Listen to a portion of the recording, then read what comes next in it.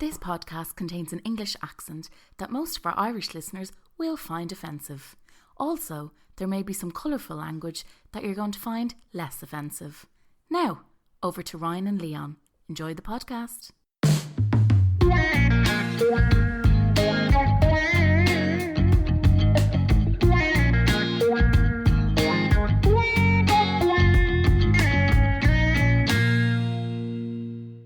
Will I read a poem about me body?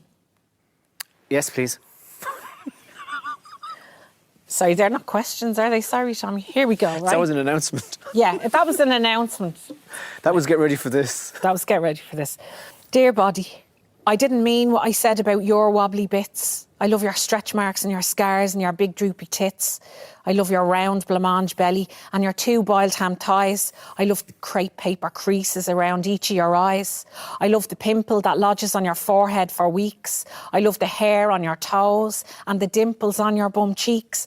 And though sometimes I wish that your legs were longer, I'm you and you're me, and together we're stronger. You hold me, you host me, you move me around. My body, my gift, dear body, your sound. Wow. It's a big mischief face on you. I just want to burst out giggling. I just thought if there's a husband who took that tone with his beloved. Oh, yeah. Yeah. I love the hair in your toes and your big arse. Your big droopy tits. There's so much to love, though. It's a different kind of love poem, isn't it? It's liberating, though, you know. That was the wonderful tones of the great poet Jan Brierton talking to the wonderful comedian Tommy Tiernan. Prime time television. Going global. Saturday night. What more could you want? Poetry on a Saturday night again. In motion. I don't know. It's happening, isn't it? It's fucking dead. You can hear him and he's just like, what is going on? Wow. But that's poetry. Jan's poetry is fucking brilliant. So, like, I love watching people watch Jan for the first time. Yeah. Like, you know Jan's poem about the menopause, the pamphlet. And she's like, they've added, there was like 35 symptoms and she had all of them, and then they added 15 more, she's all of them. And then there's a line in there where she goes, no one tells you about the dry pain you have in your fanny. And my ma saw that at Electric Picnic a couple of years ago and she nearly fell off her chair, she was laughing that much. When she performs, I actually don't watch her anymore. I watch the middle-aged women in the audience. Is it that? Yeah. Because it's just better crack. Oh, they're fucking dying watching it. It's so good. Can't look at Jan anymore anyway because she wears fluorescent clothes all the time. It hurts my eyes. You wear some sunglasses. That woman's a stylist. I wouldn't be throwing shade at her. Oh, no shade being thrown from me, pal. I tell just you, well gel. We were doing a gig a couple of months ago, and I was unsure about my t-shirt as whether it should be tucked in or not. And I was like, Jan, you know, like, should I wear this tucked in or not? She's like, no, just fucking. I was like, but like, does it not look more formal if I have it tucked? She's like, no, some things you just wear it out. You look better with it. I was like, right, grand. Nice. Like, how much does that cost now? It's just a story. Yeah, well, you've been consulted, yeah. So you had your best t-shirt on. But you know, I went out and all the pictures I look great because I'm glad I followed her advice, I have to say. You know? Nice. And she went out and smashed it as she normally does. So where was this? This was the Red Line Book Festival. Oh yeah. In Tala, no? Tala, yeah. Tala, yeah. In the Civic in Tala, in the main space. Another cultural book festival, was it? One of the book festivals. one of the many book festivals. For someone who's a bit of a head the ball, I've been on a lot of book festivals. Festivals, I didn't even say it right. They're literally for anyone. Festivals. That's what he said. Vegetables. Do you know people pay me to talk? That's fucking ridiculous. Why? Pay to teach. Pay to teach people to talk. What the fuck is wrong with our country? What's going on with the world, fuck's sake? The world's upside down. Yeah, it is upside down. I was delighted to see Jan on Tommy Tiernan, and actually, I was the next day. Obviously, Jan, lots of clips going on like from the show, and Jan had posted something about like someone having a pop at her for swearing, being a bit too sweary. You call that a dry shite? Dry shite bag. Yeah. But that has happened to me, and I remember I think I texted you in January when someone was putting, like, a family friend was just putting me on blast for like swearing too much. And like my dad does it sometimes. My dad, he could be going on the most racist tangent. about jobs being stolen. But if you say the word fuck, oh no, sorry, I can't. No, you've ruined it now. You've ruined my Oh, here he goes again. My rant about how the country is full is ruined now. Like, if you're getting too fucking head case about swearing, I want to find out about your web searches. So you can be a nationalist, You know what I but you mean? have to have decorum. Exactly. So I wrote a poem, right, celebrating the swear word. What's your favourite swear word? I'd probably say, the one I'd probably use the most is fuck. Fuck, yeah. I'd say it without, I don't even realise I say it now. It's kind of bad. Yeah, Like, it just falls out of me.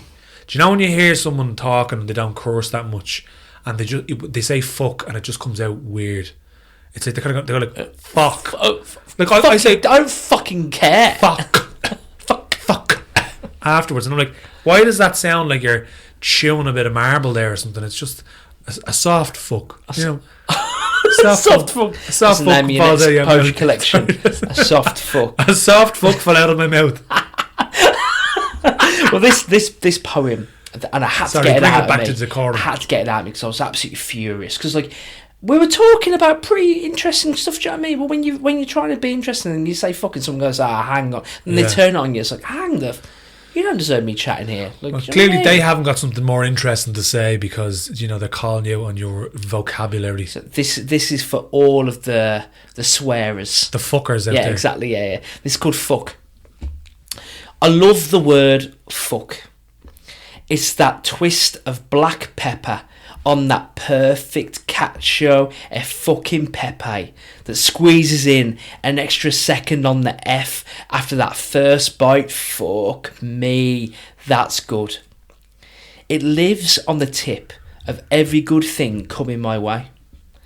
It soothes the burns of my disappointment. At the football, in the bar, great sex, or raging in the car, my effing friend is never too far. It's my message to you that I care. My symbol of presence that I ain't sitting around allowing life to pass through me or throw me around like a rag. Fuck that. And don't you dare think my views on syntax is a sign of my attention in class. Give me a Scrabble bag and get that fucking Suda creme ready for your ass. You ask me why I swear all the time. It's always with love. And I never say fuck you. Because the word fuck, it's all mine.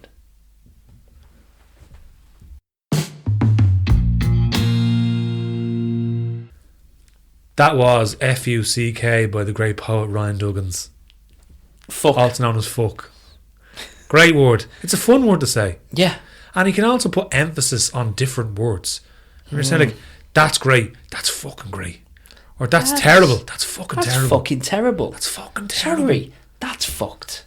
It is. You fucked it now. It's just the context. It's so versatile. Like, It's everything. like there's probably no greater word in the English language than the word fuck. Like, it's like a Swiss Army big knife. statement there, now, isn't it? It's a Yeah. you Could know, be. like Most- the most versatile. Versatile. Yeah. Powerful. Powerful. Powerful. Powerful. Powerful It's word, empowering. fuck.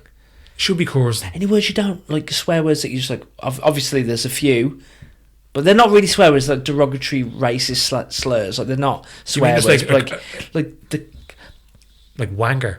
no, that's cunt is odd. You can't say like that is a word that I'd never say it though. Do you know? No, do you ever say cunt? We're really putting the colourful language Yeah, we barrier are. at the So start of this fucking thing. Oh, it's a language podcast. But yeah, it's a colourful language. But no, I would say that word, yeah. Yeah. I would, yeah. No, I would, yeah. In different contexts. But I would use it less than the word fuck. The word fuck just, as I said, falls out of you without even thinking. Yeah, that's but, true. But cunt is used with intention. You'd use that with intention. You wouldn't just throw one out. Just like, oh, You. and then go, oh, sorry, you know. Oh, it just slips out. You know, but I probably wouldn't use the word wanker a lot. I don't know. It's just not a thing. I don't know. Maybe it's like an older. Maybe it was used years ago. It's not. I don't really use that much. Wanker. I never say wanker. No. Twat. Shite bag I love as well. Oh yeah, But that's yeah, like shite bag. that's like a mild course. Knobhead's probably my most popular mild curse. Knobhead. Or Oh, like- you mate, you're a knobhead, mate. One of the softest Irish course was gobshite. Great word. Gobshite. He's a gobshite. Don't be such a gobshite. That's not really a course.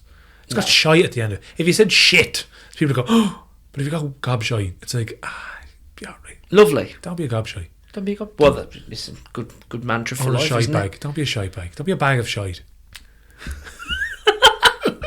They're fun to say. Yeah, if you're listening to this in your car and there's no one around, just say a few courses. Yeah, go on. Let's pause for 5 seconds while you, the audience, just swear. If you have children in the car, you probably shouldn't be listening to this podcast. Shame on you. Shame on you. Put your headphones in, but then you probably shouldn't be driving with headphones on. Well, actually, that's not true because we actually did a Leaving Cert episode last year. Yeah. A special. Yeah, I know. Kids, what is that about? This is the Low Entry Point podcast to help you through your exams. So we might have young listeners. Yeah, but I'm just meaning this episode. Like this episode. Well, we'll make sure we give the parental advisory. We're talking about curse words for about 10 minutes now. You know, probably leading them down a dark path. Where we go next? we're going to talk about Leo Tolstoy. Probably a good idea. An even darker path. That's pretty dark. An even darker path. I've read Tolstoy. What have I read? I read Family. I gave you a book, didn't I? That little penguin classic. Is it Family Matters or Family Matters or Family Values? Yeah. Pretty novella. miserable, wasn't it? That's the tip of the iceberg. There, there's a miserable hill that he has. Mm. Now, Russian literature in general is like, if you look at Crime and Punishment by Dostoevsky or something, it gets worse. But I gave Jimbo James Dillon a book from Dostoevsky. Again, a little penguin classic. Yeah. Something about like the man who wanted too much. It was like a moral. Obviously, they're all grim moral stories about like a guy who just like fucking. It's about greed, like greedy, being like fucking. Oh, I need this and I want that and I want that. Yeah, because Dostoevsky accidentally invented existentialism. Like he created through Crime and Punishment. Did you ever read Crime and Punishment or hear about it? Crime and Punishment is like a guy who. Now, spoiler alert, but this book has been out for fucking 200 years, so, you know, who gives a shit? It's about a young man who goes to, like, a woman who's, like, a bookmaker, but she makes loans to people. And she's an old woman, but she's a bit of a miser, and she kind of cheats people and all. He's a young student, and he's, like, really like, living in poverty. And he cooks up this idea, I'm just going to kill her and rob her. And the book, he's trying in his mind, because it's the narrative of his mind is the whole book, and how he tries to like, well, nobody's going to miss her, and she's not a very nice person, and she takes advantage of people. So I probably wouldn't be the worst thing if I kill her, but then someone else comes into the room who's an innocent, and he ends up killing two of them, and then he's like crippled with guilt throughout the remainder of and it's like how he's gotten away with it, but like, is he really gotten away with it because he's to carry that kind of burden? So the whole existentialism is like your own experience determines you basically as a person, and that's your life is. So how you carry yourself and how you see yourself determines your view of the world basically. So it's it's a miserable read, but it is really important for literature. But I didn't know that was what it was about. Yeah, it's really good. It's what else? What other books in the fucking the classics that you think you know what it is and it's actually not? Yeah, what it's about at all. I'm not too sure. Like, sure. There's some. I'm sure if anybody's out there, let us know. But do message us in, because like we all think we know what these. And we can talk about Jessie Welles in a sec, who's been kind of using social media to bring in like some of the like Mark Twain, Tolstoy, and bringing it into the masses now with a bit of a spin. But I love reading classics, especially the ones that you think you know what they're on about, like Hunchback of Notre Dame. Loved reading that. Loved reading Frankenstein as well last year. Like books that you know the title of, but you just like, and then you think you don't need to read because you can know what it is, but actually you don't. Well, Frankenstein was a book that I read that I didn't actually know what it was about, because you assume, there's a monster made, the monster is evil, it kills the master, the end. That's what because you're looking at the cartoon, that's the film, that's the play and all of that. It's nothing like that, is it? But it's nothing like that. Yeah, and the new film now, the Frankenstein film, is probably the closest, and with the monster looking, it's fucking incredible. But like, that's the closest thing to that book, and it's like, he starts off like, he's basically has the mind of a baby, and then learns through his experience, and the world turns him into a monster. He's not born a monster. You're like, that's pretty much how the world shapes monsters in general. You know, people are born. There's some people that are disenfranchised, bullying, not given guidance that they need, abuse and whatever. You know, so like, that was a book that I read that I was like, oh fuck, it's actually, there's a lot more depth to this monster than kind of the contemporary idea of what the monster is kind of actually portrays it. There is more levels to it. That's definitely a good example of it. But, I didn't know that about Crime and Punishment. Thanks for that. I didn't know. There you go. Miserable read, great read, but fucking miserable. He also wrote The Idiot, which is really good. It's about like this this kind of prince who is really, really good. Like, he's kind of almost saintly, like, but people think that he's so good, they think that he's an idiot because he just sees the good in everyone. Oh. We're there, like, trying to play games with him and all, and he's just saying, like, they tell him something and he just thinks, oh, well, they must be telling the truth. Because that's how good he is. He's so pure and so good. But the people start to hate him because they're like, look at that fucking prick over there thinking he's so high and mighty. But he's actually just really, really good. Really interesting writer, Dostoevsky. But Leo Tolstoy would have served... So Tolstoy served in the military. He was in, I think, the cavalry. So he would have been charging on horseback into battle lines. And it was back when the kind of time when, like, Napoleon... He lived in the kind of era when Napoleon was invading Russia. And Napoleon invaded Russia and took Moscow. The Russians retreated into Russia further away. They kind of sacked Moscow and kind of lived there for like a month. And then on their way back, they were retreating. The soldiers from, obviously, like, war is hell. There was men like raping and pillaging people. And as they were retreating back, the Russians started to advance and slowly but surely picked all the French off. From the side, they came at them, and because it was the law of nature, never fucking invade Russia in the winter, like what the Germans did, and then the Russians, but they froze to death and fucking whatever, because Russia is such a mental country in the wintertime. With the French, they grew so unruly that they went from like 100,000 men to be picked all the way down to, like, they basically forfeit. They were on the run. That's what destroyed Napoleon's army. So Tolstoy, through War and Peace, another book that I read, which took me 4.5 months to read, but great read, but it's just really, really long. You've read War and Peace? Yeah, I read it 7 years ago. I've known you for ages and you've never told me that. And I think if I'd have read it, most people would know. Because I'm an egomaniac. Yeah, because that's the book that people go, it's not War and Peace, it's not War and Peace, don't worry, it's not War and Peace. It took him 5 years to write it, and he rewrote it like 3 times. But it's a fucking tom. Now, what I'd suggest... Is it a first-person story about someone's experience with war? It's a kind of omnipotent... like, it talks about people from different... There's people from different kind of... there's a different character. It's kind of like Anna Karenina as well, which is like, it'll follow someone for a chapter, it'll follow someone else for a chapter, it'll follow someone else. There are main people in it, but, like, it will dip to other people as well throughout the book. But, like, it shows... There's a character, I think his name is Peter... But he's not a soldier, but he goes to the war, and it's like cannons, and cannons are a big thing back then, and it's one of the most realistic portrayals of war, of like being bombarded by cannon fire, and he's on a horse and he's trying to get through from one side of the battle to the other, and there's just like seas of bodies everywhere, and it's like, because obviously Tolstoy lived through that, he saw a war. I think he didn't fight in the Napoleon Wars, but there was other battles that he was involved in.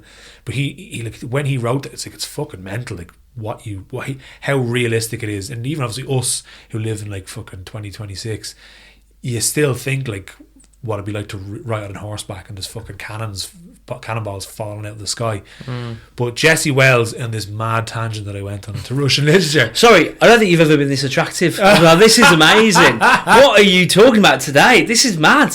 Yeah, but like, crime and punishment, War and Peace, and fuck me, flexing the Russian. I like Russian literature, which is a weird thing to. Fair play, mate. Yeah, if you get like, there's good translations out there that you can read, and like, the thing with Russian literature is a lot of it stands today that you can read it and be like, fuck me, this is great. Like, this is it's some of the best writing in the world is Russian, and like Tolstoy, with War and Peace, like, as I said, it took me 4.5 months to read that. Like, but I just wanted to read it.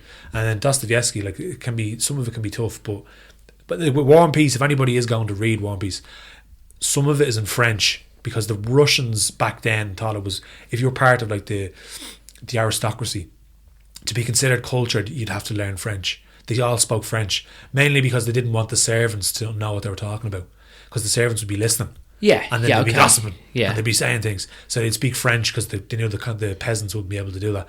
But it was also a sign of being high society and culture to be able to speak French. But he throws in little sentences here and there in French, and I'm like, there's no fucking footnotes. What is this? So I read half the book, like physical copy, and then I had a Kindle, and I got the Kindle version, and then you can literally click the translate button and you can read all the French lines. So if anybody who doesn't speak French, there you go, a little top tip of the day. Yeah. But again, back to my roundabout way, we're talking about Jessie Welles, who was a great folk singer, contemporary American folk singer, and he is now using his platform. The man has like fucking 2 million followers on Instagram, and he has videos up where he's very anti-war and what's going on in the world, and speaks out about the American government, but he quotes Tolstoy talking about war, and we have a clip of it. I believe. Look forward to this. I haven't listened to this before.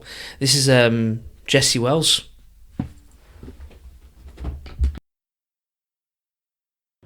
War is not an adventure. It's a disease like typhus. In all of history, there hasn't been a war which wasn't propagated by governments, for governments, independent of the interests of the people, for whom it is always a malignant and pernicious endeavor, even when successful.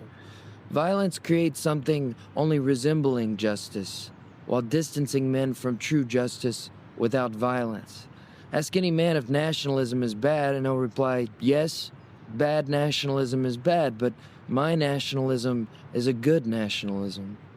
If all peoples and all nations believe themselves the greatest of all peoples and all nations, then we live in a harmful and gross delusion. War is so cruel and so unjust that those fighting it must stifle the conscience within themselves. War is not an adventure. It's a disease, like typhus.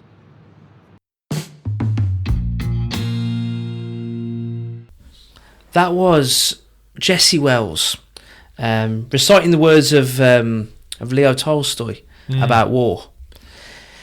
And yeah, it's a fine line, isn't it? Like when he was talking about nationalism and the goodness of nationalism. You know, we've got St. Paddy's Day is next week, and like, I don't know how you're feeling about Irish identity with like the kind of the last couple of years. There's been a bit of a rise of anti-immigration stuff going on and protests, and Kulak says no, and a lot of movements that are like kind of weaponising the flag and Irish identity. It's such a fine line between being proud and being over the line, nationalistic perhaps. Yeah, there's a line. There is, of like celebrating your culture or attacking other cultures. That's the difference. Of like, how many people do you think will go to the St. Patrick's Day parade that aren't from Ireland?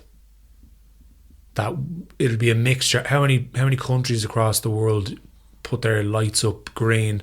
Boston, I think, dyes a fucking river green. Like, there's lights in Japan that are buildings that the Irish Embassy lit up green to show, you know, Irish kind of symbolism in the country there, and celebrating Irish music, and people be like, hopefully the Seacht na Gaeilge is on this week, which is the week of Irish. They're trying to promote the Irish language. So like this celebrating your culture, and then there's those who attack other cultures because they fear that their culture is under attack, which is not true, because they're not going to come to take your culture. They're just going to bring some of their culture to us. Like, how many people will say Ireland is full and then order a Chinese? Now, in fairness, Chinese is not really Chinese food, but they'll go to a Chinese restaurant owned by Chinese people and order that, but then be given out. And what I will say, majority of people that I will throw this challenge out, majority of people who are saying Ireland is full don't speak the language. They don't speak our language.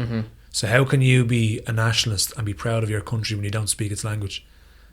Because there's a lot of people out there who are advocates for the Irish language that are very respectful of other cultures, because they know their languages, and your language is your identity. They know their culture is thriving, because there's a massive like social thing going on with Ireland where it's like people are getting into the Irish. Like, it's never been more bigger than what it is. Yeah, but and then that's powered through lots of good stuff. It's not a shield for anything. It seems to be just a reach back. A good reach back to the history of Ireland, and maybe just a wanting to understand Ireland more through its language. You know what I mean? 100%. Like, when a country loses its language, that is a sign of it's losing its culture. Yeah. And, you know, your culture was squeezed out from oppression, you know, from the British. So, like, it's an amazing thing to see it being grabbed back. 100%. Of course it is. It's incredible. But there's a line. I think, and it's interesting as an English person living in Ireland, because like, and I think I've told you this before, like, when I moved to Ireland, I had a Union Jack bedsheet. I hope your missus burned that. I'll find a photo, and a rug as well, and socks, and socks. But because it's my culture. My culture is not fucking royalist queen. my dad was a mod. You know, my dad had a Vespa. He'd put me on the back of his Vespa when he was driving around. Never really had a car, my dad, until he was in his 50s. So my transport was like getting on the back of his scooter. Yeah. Do you know what I mean? Quadrophenia. Like, go to my house now, like in the rooms there's like posters of The Who and The Jam, and I just loved it. I used to have my hair cut like that little fucking buzz cut at the top with the little side little bangs. Yeah. And I love the music. I love the music of the mod movement, and I just thought it was really cool. So like I just started dressing in my early 20s and at uni, like with loads of Union Jack stuff. And then and I think it's cool. And like it kind of like moved to Ireland and go like, oh, people gonna love this. Because I thought, because I'm cool, because I'm from the Midlands, and I like good art, and I like good music, so it's quite a cool thing. Like, it's fucking Carnaby Street, it's it's Fred Perry, it's miniskirts in the 50s. I mean, there's a lot to it. You get here, you're like, oh, probably get rid of the Union Jack now. Although I will say there's plenty of Mini Coopers driving around and the rear lights are fucking Union Jacks. Yeah, listen, but it's just stylish, isn't it? But it's interesting how the flags can be weaponised. Like, I was never a nationalist. Yeah, but I just loved the Union Jack. I loved it. I think it was so cool. Yeah, but that's celebrating like the music scene, and like there's plenty of good things that have come from other cultures coming to Britain as well, like ska music, and you've got like reggae. This is it. You know, you've got like, and this is my world, really. Yeah, so like, I love that, and that it makes culture and identity better. It becomes assimilated by the geographical location. So like that is now part of British music, even though it comes from like Afro-Caribbean. But like it's still part of the British group, you know. Yeah, a celebration of like multiculturalism. But like, you know, the mods weren't in trouble when ska started, or you know, like it's like mod music, like, or you know, other cultures will pop up, but it doesn't mean that there's other cultures that are going to be stifled. They're not going to be like, no, we'll get rid of all the other bits and just only have this. But that's what we need. This, we need it, protect it. But then you got like. English Defence League was a big movement when I was at university, where like the St George's flag was being massively weaponised by nationalist movements, Tommy Robinson-esque movements. He was, I think, the leader of the EDL for a while, and that is, I mean, that's racism. Like that is definitively racism. Like you are just marching against a movement that doesn't exist. Yeah. That's how I feel anyway, and I don't see a good example of nationalism globally at all. There's a celebration of your country's culture, and that could be flags, or it could be anything. It could be something different, but like, there's not really I can't think of anything actually that's good from nationalism. No, like, even, you know what I mean? Can't think of anything. Like, actually, it's good of being proud of your country and proud of where you come from, but a lot of nationalism at the moment is just, as I said, it's just attacking other cultures. It's used as not as a shield to defend your own country, but more as a spear to attack others. That's what it seems like, because they're trying to, you know, they're putting up the same, and like even with nationalism, you're saying with the St George's flag, like the tricolour in Ireland, our flag, that was original one was green with a yellow harp, Brian Boru's harp that was on it, and then when the Irish Free State was came into being, we'll say, there was the tricolour. There was the green, white, and orange, which is the Catholics, the middle, and then the Protestants. So it's like you've got the Ulster, you know, the Unionists. So it's like you've got two different sides of the country. You've got the 6 counties as well involved in the Republic, and we have the whole thing that's like, it was supposed to be a peace. It was a symbol of peace, and it wasn't supposed to be flown that much. It was supposed to be reserved and kept as a special trophy. But now it's like, or not a trophy, but it's like a special kind of, you know, sentiment, whatever. And now it's just, you see them everywhere. You see them, these cheap flags blown in the breeze, and they're trying to be used as a weapon. But there's now a movement actually starting. There's a counter movement to the nationalist movement, which is to reclaim the flag, because it's such an important part of our country. We don't want to lose it to a load of, to be fucking hanging up in windows in shitty areas. To a load of bellends. A load of bellends. A load of bellends. Swear word, by the way. It's a great swear word. Great swear, bellend. Shite bags, a few gobshites, you know, just. A load of bellends. But like, it's just, why would you? I don't know. People live in fear. Unfortunately, with social media, like I told you before, and I've mentioned on the podcast, when the riots happened in Dublin, and the anti-immigration riots, and because of, you know, a migrant attacked migrant children, and then they were saved by a migrant. Like, it was what they never mentioned, the fact that a migrant came and saved the migrant children from a migrant. Like, they just said, there's Irish people being attacked and we're going to burn down half the city because we all want fucking free shoes. But I was obviously watching the TikTok and like watching TikTok live because you're just looking like we wanted to see what was going on. Just what the kids are saying. But for like 2 weeks later, there was like nationalist stuff being thrown at me, being like, you want to see this? And it's like, the country's full. This is taken. It's like, because people are just, and then people are getting fed all this nonsense of, they're coming over here and they're taking your jobs. No, you should be not the government for the whole housing crisis and all that. And I've ranted about this many times, but like you're going on this, it's misdirected anger is what I'm trying to say. Yes, should be angered at the top, not at the bottom, and people unfortunately are. But like you should, and there's lots of reasons to be angry, but you can protest, but you could also put your fucking socks up. Yeah. And you have to. Like, if you're that angry that you think the state of the country is that bad, I'm not sure if burning that, but like setting fire to a trolley and throwing it down the street is the right way to go. No. You might want to act. I want to go. Take actual steps. But I will say, and again, we talked about social media last week, which we have before, but it just ties into it that with TikTok. And I tell you that I learn things on I go to TikTok to learn, which is a mad thing to say, but I do. I learn. There's an African gentleman on TikTok who lives in Ireland and he teaches Irish. It's incredible. He's like teaching you phrases in Irish. And then there's another African gentleman who's a dancer. I think he must be a dancer of different kinds, but he like dances like Irish dancing. He does Irish dancing, and his videos of him doing Irish dancing in like Cayley bands. I'm like, this is amazing. This is taking like people from different places and putting them together, and like they're celebrating the country. How is your country under threat if there's fucking lads from Africa teaching you your own language? What does that mean? Like, how is that country under threat? Like, it's fucking. There's no threat, baby. What? Like, just fucking show a video of him. How is he taking your country? He's teaching you your own language. Yeah. He's not trying to steal your language. It's fucking. There's no threat, mate. It's all fucked. No threat. No. I was just in Belfast, actually. Not really connected to what we were saying, but I was in Belfast anyway.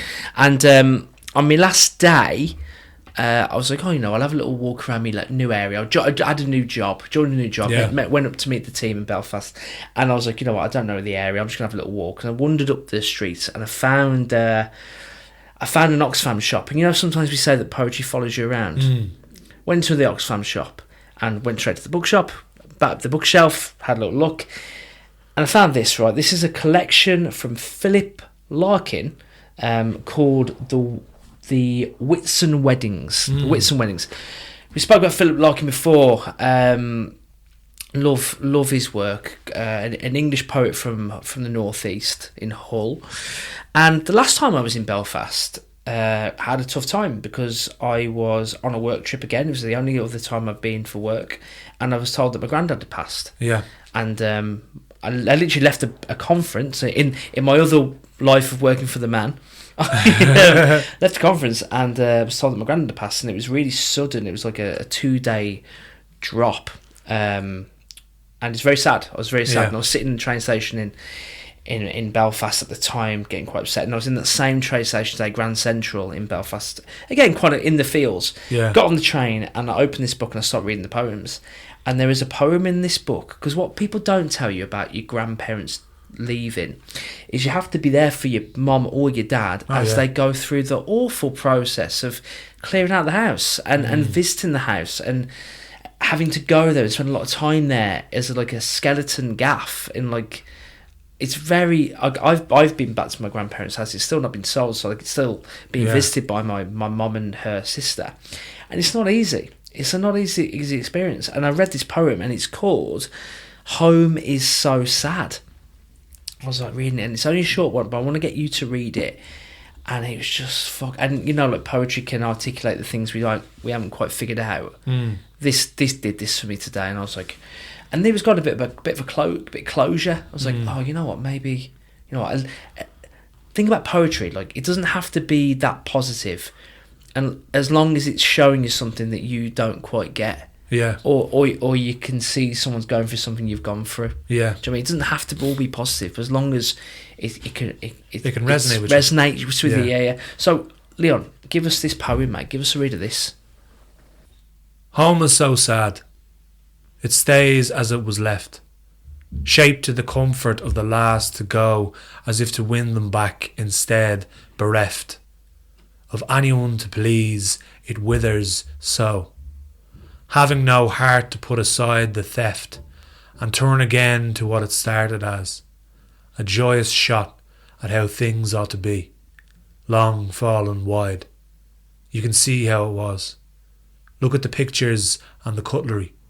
The music in the piano stool. That vase.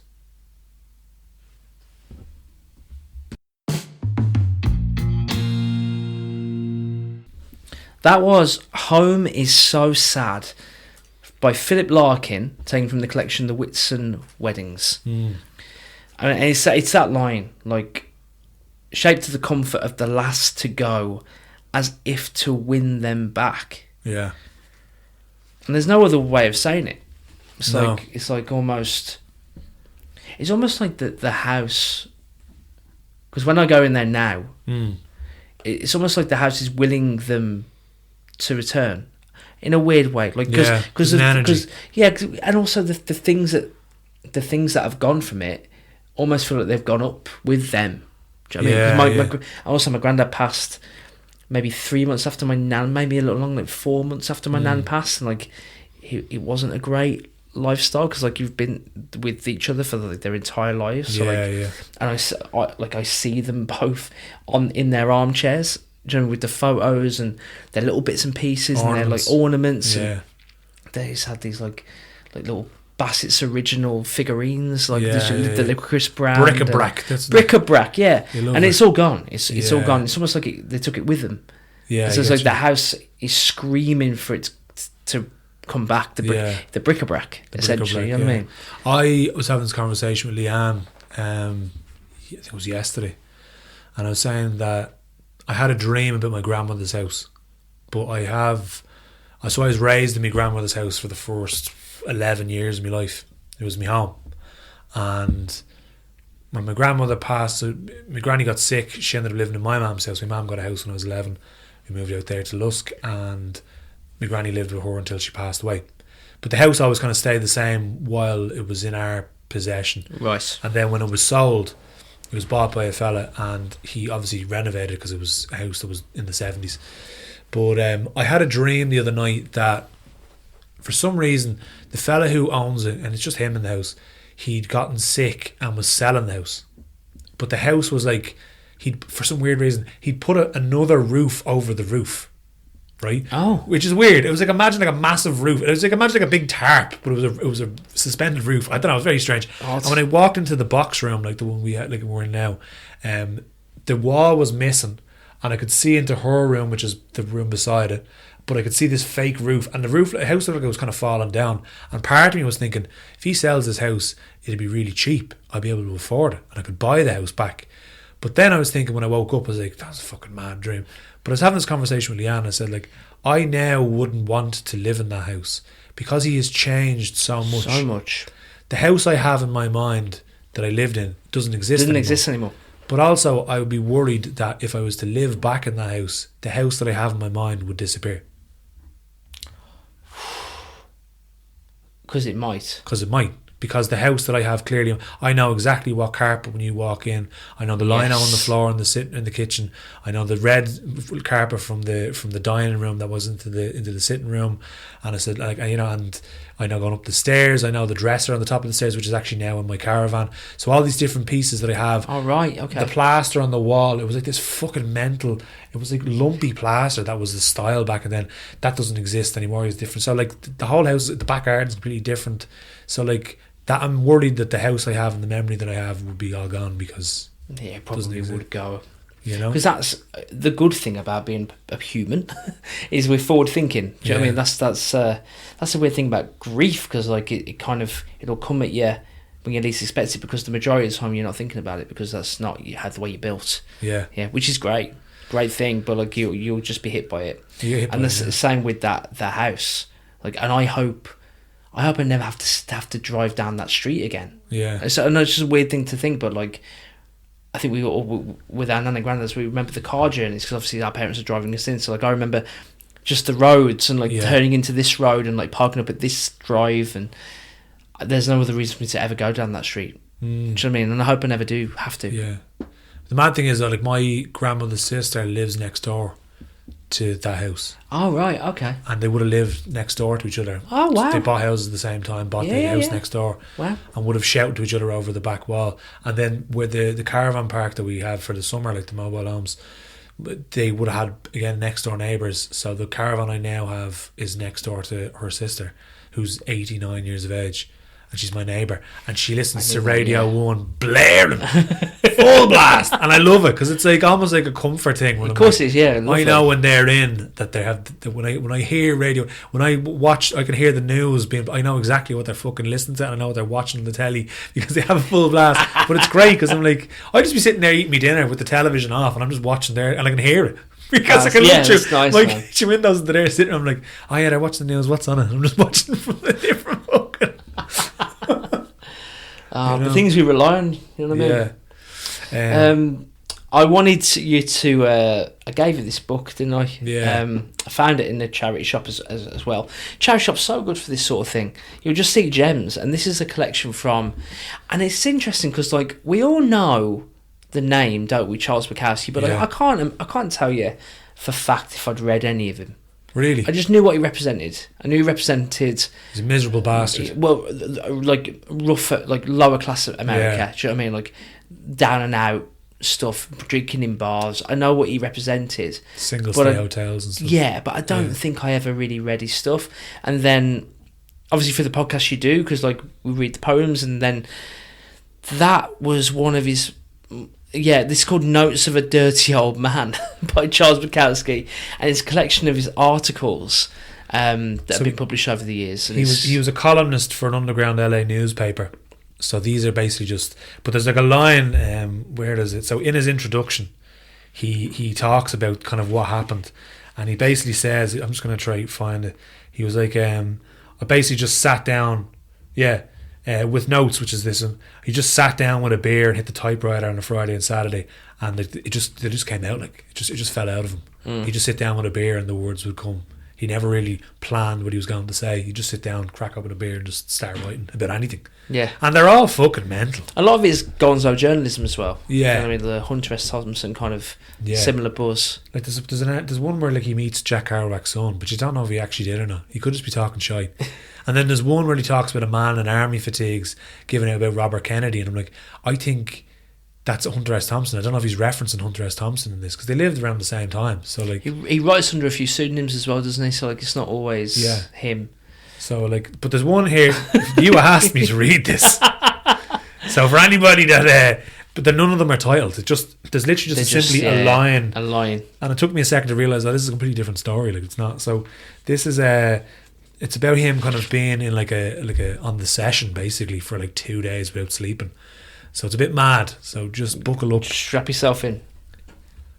It was hot in there. I went to the piano and played the piano. I didn't know how to play the piano. I just hit the keys. Some people danced on the couch. Then I looked under the piano and saw a girl stretched out under there, her dress up around her hips. I played with one hand, reached under and copped a feel with the other. Either the bad music or copping that feel woke up the... Should I read this? Yeah.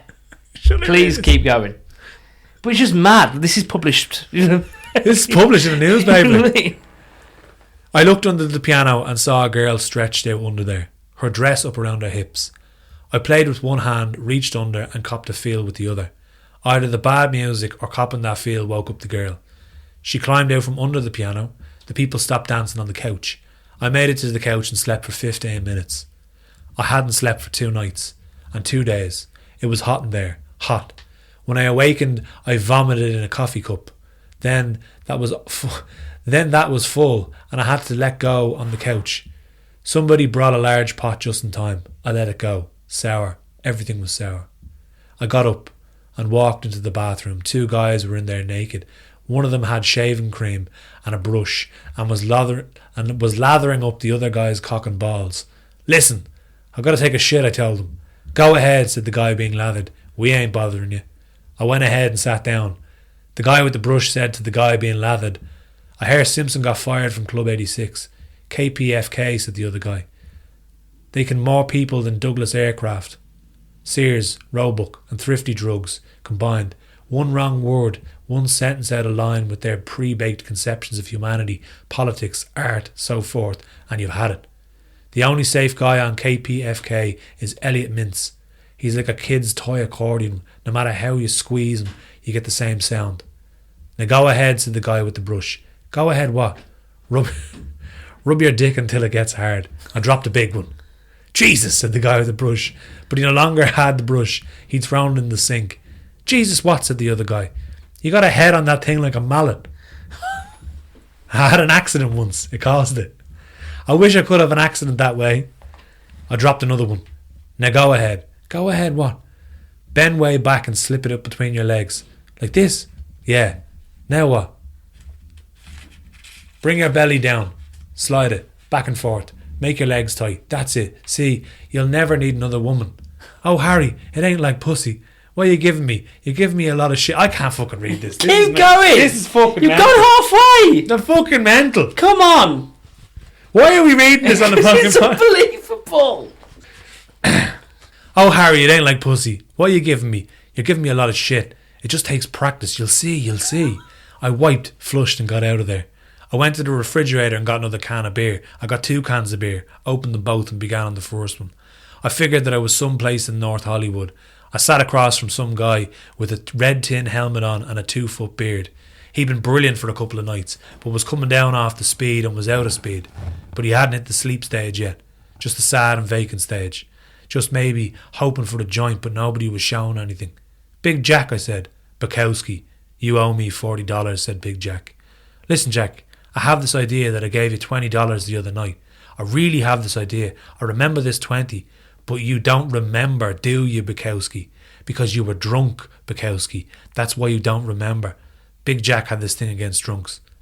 His girlfriend Maggie was sitting next to him. You gave him a 20, all right, but it was because you wanted some more stuff to drink.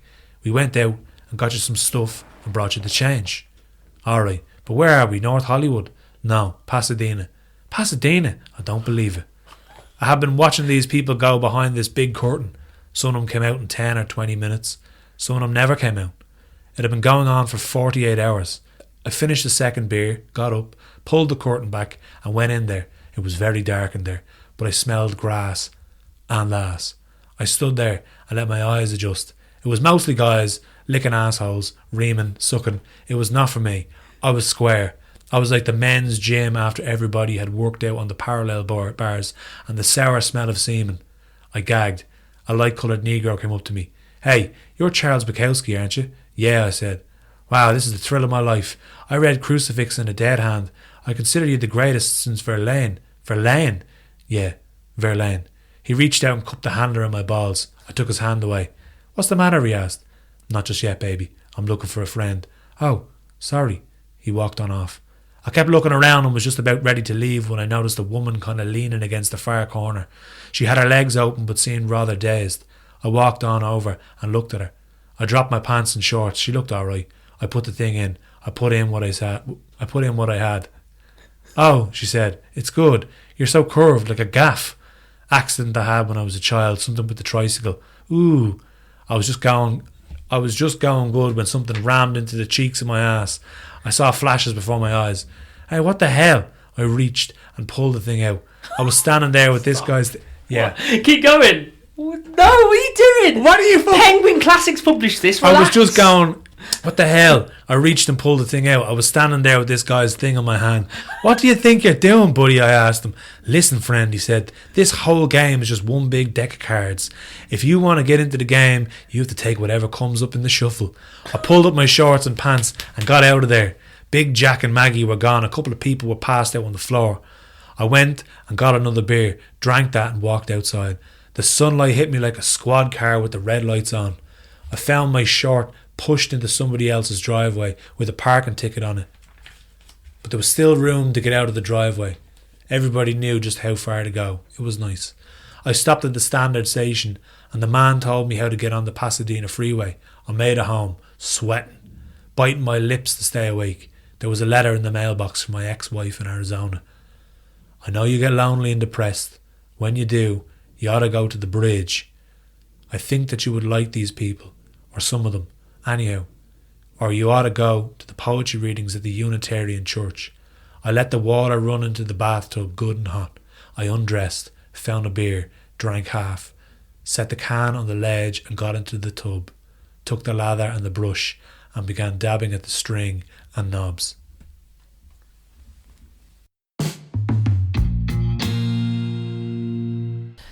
That was a passage taken from Notes from a Dirty Old Man by Charles Bukowski.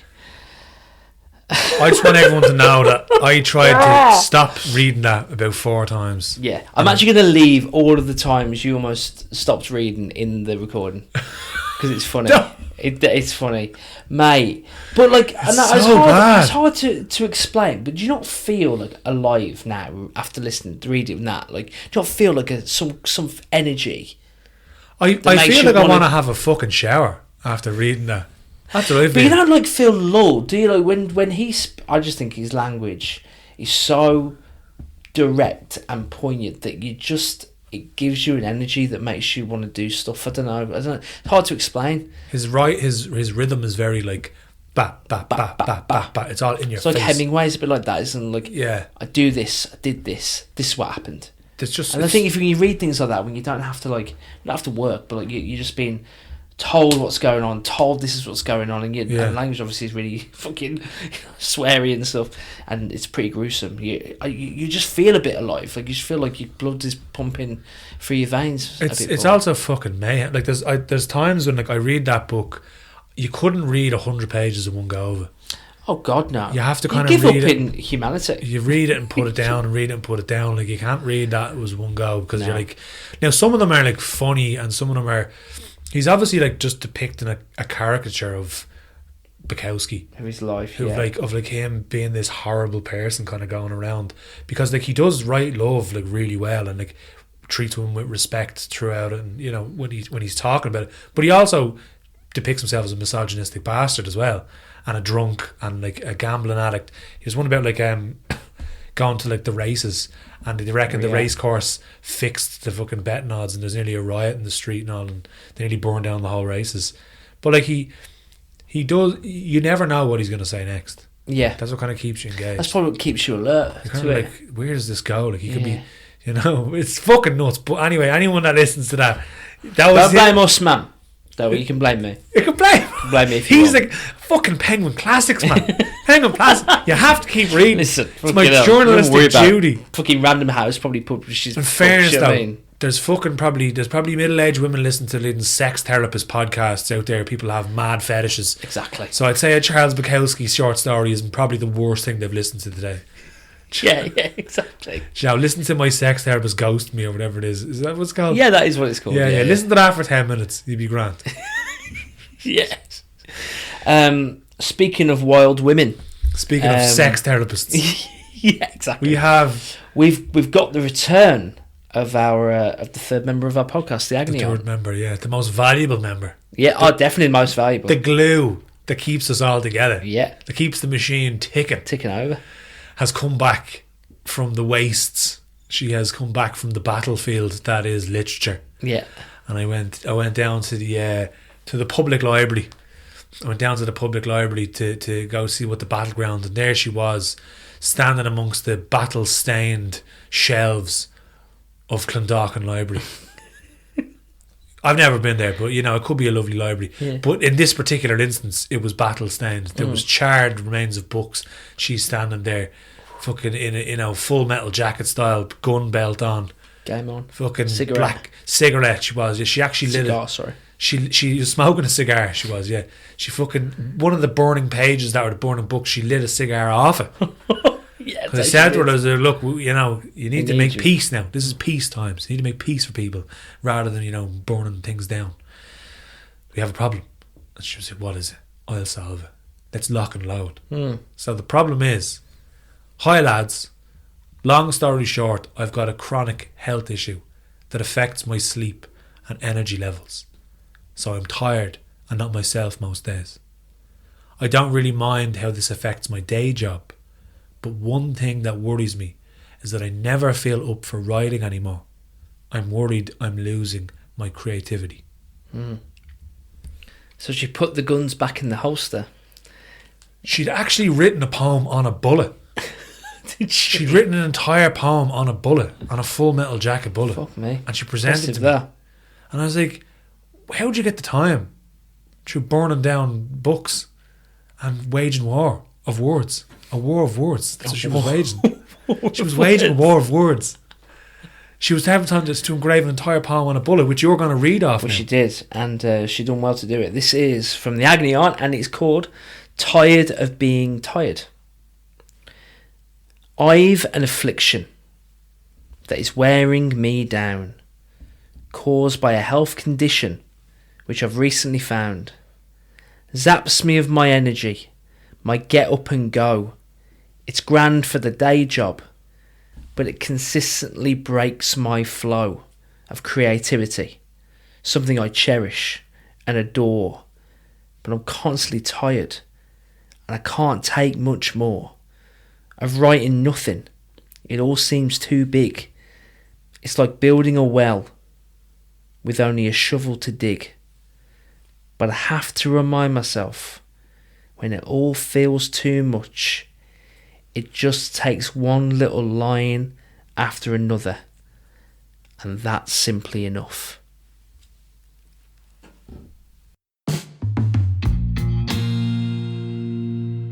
That was Tired of Being Tired by our fabulous Agony Aunt. One line after another.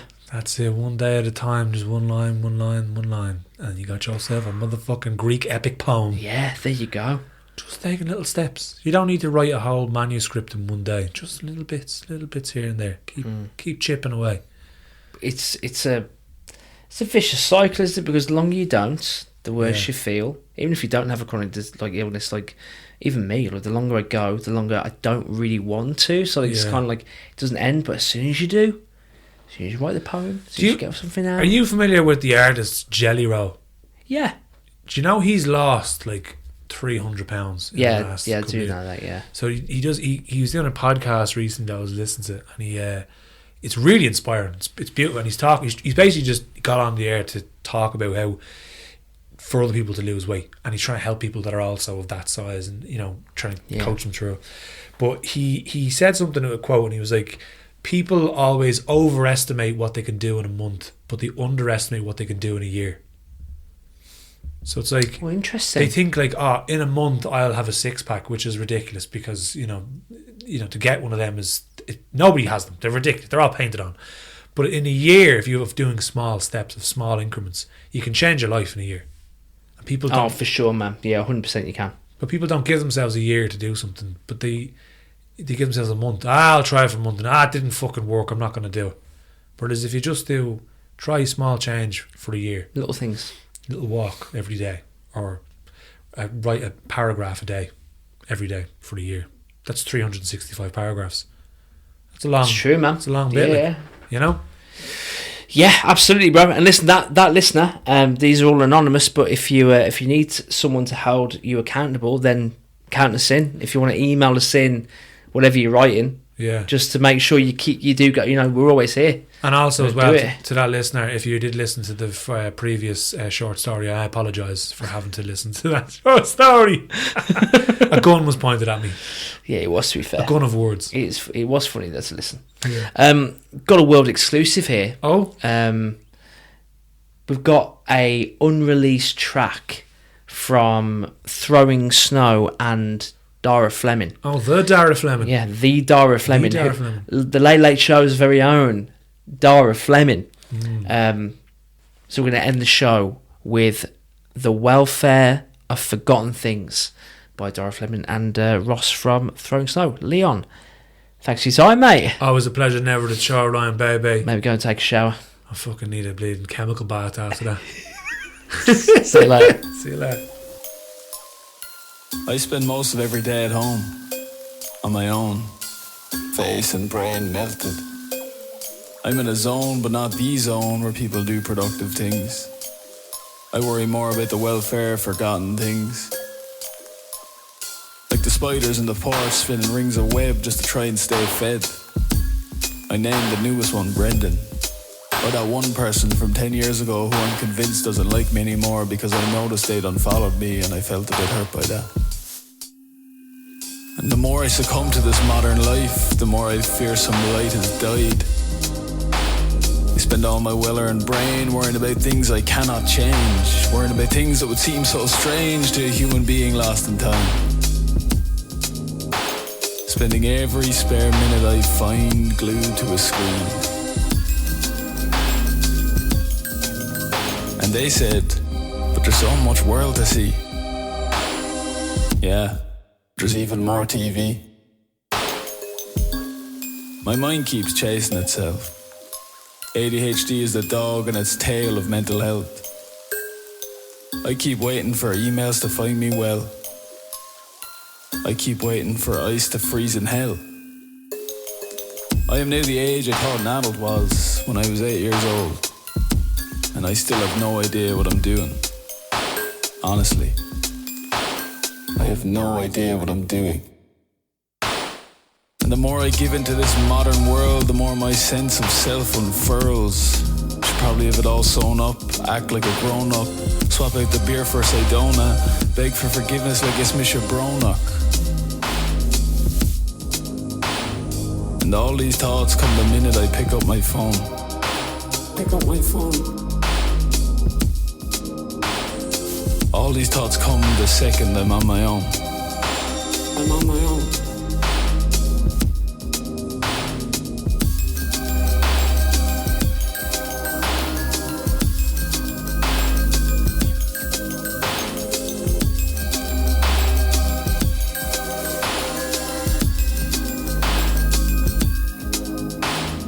And all these thoughts come the minute I pick up my phone.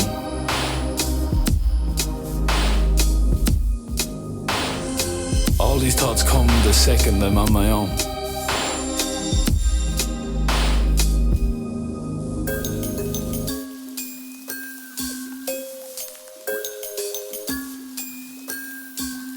Those were my lines, Derek.